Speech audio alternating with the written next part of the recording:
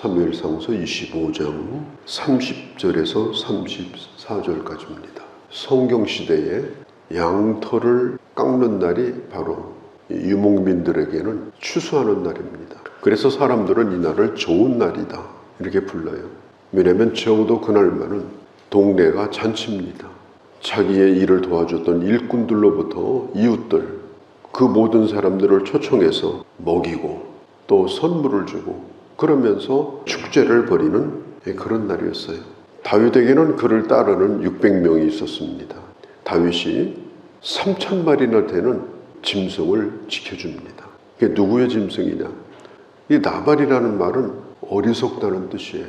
그러니까 사람들이 하도 어리석고 또 이기적이고 이래서 나발 이렇게 했는지는 몰라도 오늘 성경에 이름이 그렇게 나와 있어요. 근데 다윗이 가서 그렇게 양떼를 지켜줘가지고 새끼도 잘 낳고 짐승도 해를 당한 일도 없었고 재산도 벌어놨고 이 다윗이 귀한 일을 했습니다. 대가를 바란 적도 없습니다. 그래서 좋은 날이니까 다윗이 사람을 보내가지고 600명을 다 먹여달라는 얘기도 아니에요.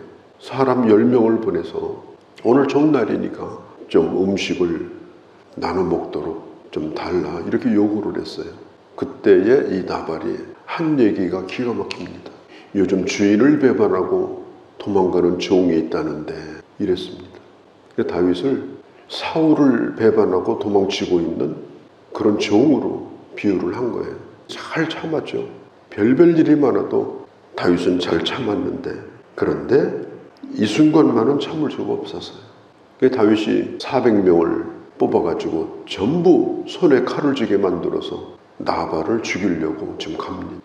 나발 그리고 그 종들, 짐승들 전부 다 제거하려고 가는 가운데 일어났던 일이에요. 나발의 종 가운데 한 사람이 이걸 알고 급하게 나발의 아내인 아비가일에게 찾아갑니다. 이 소식을 전해요.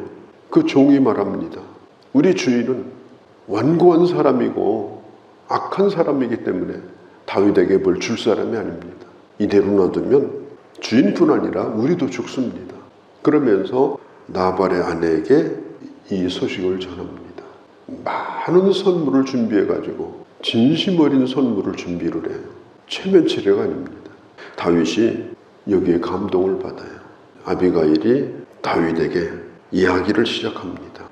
정리를 해보면 이게 무슨 얘기인가 하면 지금 다윗이라는 사람은 어떤 위치에 있는가? 하나님께서 다윗에게 맡긴 사명이 뭔가? 하나님의 사람으로서 다윗이 마땅히 해야 될 일이 어떤 건가? 이런 것을 아비가일이 다윗에게 깨닫게 해줍니다. 400명을 데리고 화가 나가지고 칼을 휘둘리면서 오는데 누가 그걸 막습니까? 어느 누구도 막을 수 없는 것처럼 그렇게 심각한 그런 상황인데 그걸 아비가일이 가로막고 다윗의 노를 가라앉힙니다. 우리가 이렇게 살다 보면은 어느 누군가가 내게 와서 이렇게 말할 경우가 있어요. 나는 도저히 참을 수가 없다. 이렇게 화가 난 사람, 복수하고 싶은 사람, 이런 사람을 만날 수가 있습니다. 그럴 때에 그를 부추겨가지고 복수하는데 같이 동참하고 같이 복수하는데 동조하는 사람이 된다면은 그건 사울 왕이든지 아니면 나발과 똑같이 어리석은 사람이 되는 겁니다. 우리는 화를 돋우는 사람이 되면 안 돼요. 그렇게 하는 일에 동조하면 안 됩니다. 그래서 우리가 이 아비가일을 생각을 해야 돼요. 다윗을 만나자마자 성경에 보니까 꿇어 엎드렸어요. 마치 이것은 포로 잡혀온 사람이 왕에게 엎드려 있는 것하고 똑같습니다. 겸손한 태도가 분을 누그러뜨립니다. 마음을 녹입니다. 이 겸손한 태도가 중요해요. 이 아비가일이 긴 얘기를 합니다. 얼마나 이 얘기가 긴지 몰라요. 그런데 다윗이 그 얘기를 다 듣습니다. 이 듣는 것이 매우 중요합니다. 특별히 누군가가 나를 무시하고 나를 낮추어서 말하고 나에 대해서 안 좋은 말을 하는 것을 들었을 때 대단히 화가 나죠. 너를 낮추거든 너는 말하라. 내가 교만했노라고. 그러면 하나님은 겸손한 자에게 은혜를 주신다. 성경이 그렇게 말하고 있습니다. 당신이 나를 낮춰서 말했느냐? 그거보다는 내가 더 못된 사람이다. 당신은 나를 몰라서 그렇다. 나는 더 나쁜 사람이다. 그러면서 자기 자신을 낮추면 그를 하나님이 높이신다라고 성경에 분명히 말하고 있습니다. 감히 나를 이렇게 할 수 있느냐? 이렇게 하게 되면 하나님이 그를 높이실 이유가 없는 거예요. 그 아비가일이 무릎을 꿇고 다윗에게 간청을 합니다. 그 이야기를 쭉 보면요, 25절에 이 모든 허물을 내게만 돌리소서, 자기에게 책임이 있다고 생각을 합니다. 그리고 남편 나발은 불량하고 미련한 사람입니다. 남편이 나발에게 어떤 대우를 받았는지 모르지만 신경 쓰지 않기를 바랍니다. 이 말은 뭐냐면 남편이 다윗에게 한 것을 그걸 인정한다는 겁니다. 내가 어떻게 했는지는 보지는 못했습니다. 그러나 우리 집에 원수를 갚아가지고 피 흘리지 않도록 하나님이 나를 보내서 막아주시려고 나를 여기 보내셨습니다. 내 남편은 중한 죄를 지었기 때문에 중벌을 받아야 마땅합니다. 여기 아비가일이 이렇게 말해요. 내 주 다윗이요, 당신을 해치려는 모든 사람도 나발처럼 하나님이 그를 심판하실 것입니다. 당신을 해치려는 모든 사람이 누구예요? 사울이에요. 사울과 가까운 사람들이에요. 나발처럼 하나님이 그를 심판하실 것입니다. 이게 무슨 뜻이에요? 내 남편이 진짜로 그렇게 했다면 내 남편도 하나님의 심판을 받을 겁니다. 무조건 감싸고 무조건 옳다고 우기고 아비가일은 그렇게 하지 않았어요. 내가 이 모든 선물을 가져온 것은 당신의 여종이 내 주께 가져온 예물이니까 당신과 당신을 따르는 자들에게 주십시오. 26절, 27절. 아비가일은 이 모든 것을 그대로 인정합니다. 결코 자기 남편을 두둔하지 않습니다. 이건 잘못한 일이고 이것은 하나님께서 그냥 두고 보실 일이 아니다. 그렇게 말을 합니다. 그러면서 28절 그 아비가일이 뭘 얘기하는가 하면 이제까지 당신이 하나님 앞에서 잘 살아왔기 때문에 하나님이 싸워주신 겁니다. 하나님이 블레셋과 싸워주시고 사울과 싸워주시고 이렇게 해서 하나님께서 당신을 지켜준 겁니다. 당신이 악을 행하지 않았기 때문에 만일 갚으려고 했다면 원수를 갚으려고 했다면 결코 하나님은 사울에게서 지켜주지 않았을 겁니다. 블레셋 전쟁에 나가서도 지켜주지 않았을 겁니다. 그렇기 때문에 지금까지 해오신 것처럼 앞으로도 그렇게 했으면 좋겠습니다. 그러면 당신도 나라도 튼튼할 겁니다. 어떤 악도 행하지 않았다. 이게 미래 완료형이에요. 지금까지도 그렇게 하셨는데 내가 보기에는 당신은 앞으로도 그렇게 잘 할 거라고 나는 분명히 확신을 합니다. 다윗에게 지금 그런 확신을 심어줘요. 어떻게든지 이 다윗이 칼을 놓고 돌아갈 수 있도록 지금 다윗을 진심 어린 말로 지금 설득을 하고 있습니다. 참 이게 부부가 성질이 똑같아 버리면 그 집안 망해요. 둘이 칼 들고 나가요. 거기서 자식들까지도 그러면 그건 망한 집안이 돼요. 하나라도 정신이 똑바라야 돼요. 나발과 아비가일이 하나가 됐다면 어떻게 되겠어요? 사도행전 5장에 보면은 아나니와 삽비라가 나오는데 이 부부가 하나님을 속이고 교회를 속이려고 했는데 둘 중에 하나라도 당신 이러면 안 된다. 그 한마디면 되겠는데 그렇게 안 했어요. 같이 이불 속에서 공모를 했어요. 그러다가 교회에 나와가지고 부부가 같이 거짓말하다가 죽었어요. 그러니까 이게 아주 중요한 겁니다. 그런 면에서 이 아비가일이 자기 남편도 살리고 남편뿐 아니라 같이 일하는 적어도 수백 명이 되는 종들이 있을 거 아니에요. 그들을 살려낸 것입니다. 29절에 오늘 이런 일로 복수하려고 한다면 당신은 어리석은 사람이 될 겁니다. 29절에 보면 이제까지 아주 재미있는 단어가 나와요. 생명싸개로 하나님이 당신을 지켜주지 않느냐. 이 생명싸개가 뭐냐면 이 캥거루가 이게 새끼를 낳으면 그 새끼를 자기 앞에 주머니에다 넣잖아요.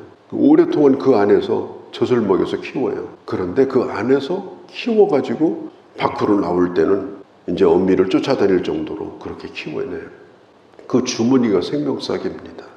이 아비가일이 얘기하는 거예요. 하나님이 당신을 이와 같이 보호해 주셨는데, 이와 같이 잘 하셨는데, 만일 화난 김에 여기서 복수를 한다면 시원할지는 모르지만 당신을 왕으로 세우려고 하는 하나님의 그런 계획, 이런 것들이 다 깨지고 말 겁니다.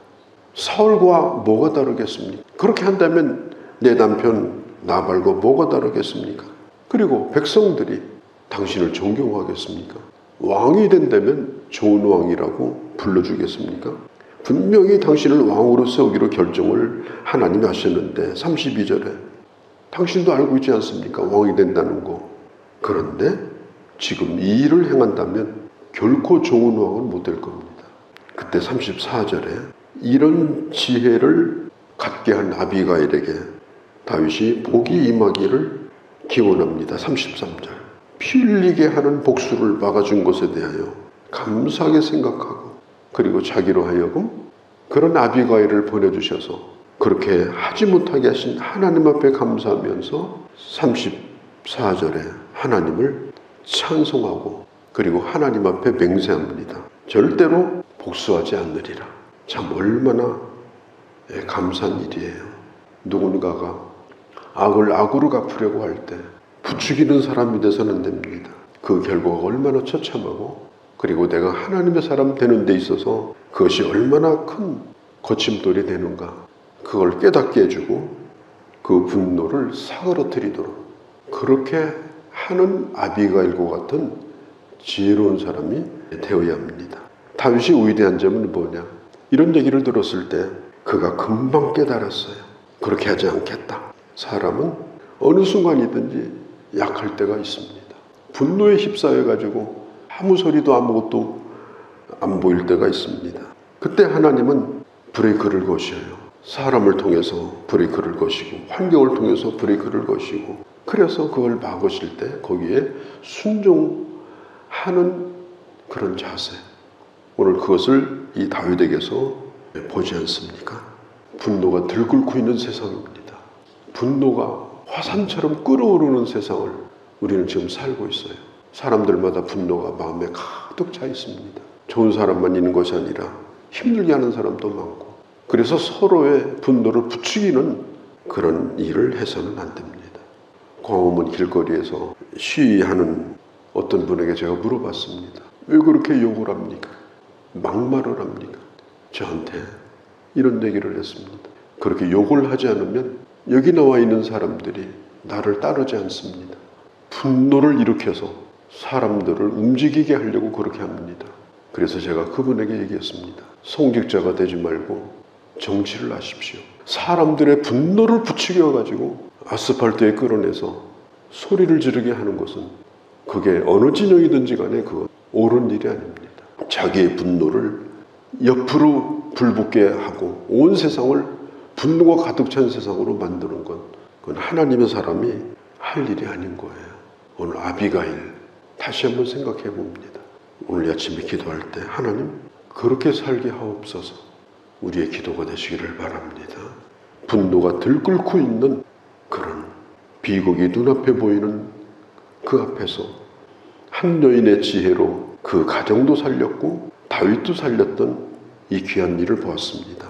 누군가가 내게 와서 분노를 부추길 때에 아비가일 같은 지혜를 저희들에게 주셔서 평화를 만들어 나가는 그런 하나님의 사람으로 살게 하여 주옵소서. 우리 주 예수님의 이름으로 기도하옵나이다. 아멘.